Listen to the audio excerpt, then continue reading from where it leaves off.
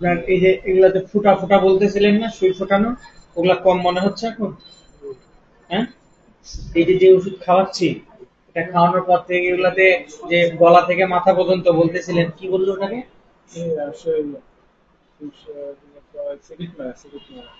ওগুলা কম মনে হচ্ছে? এখন আর করে না? ভালো করে নড়াচড়া করে বুঝেন। পানি খান দেখি এক ঢোক। ছোট বোতলে দেন দেখি পানি। পানি খাইতে লেগে কষ্ট আগের তুলনায় কম হচ্ছে?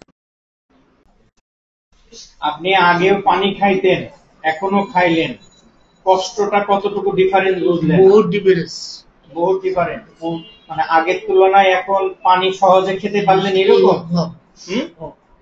ঠিক আছে, আমি ওষুধ দিচ্ছি, আশা রাখছি আপনি আরো অনেক সামনে আগায় যাবেন সুস্থতার দিকে।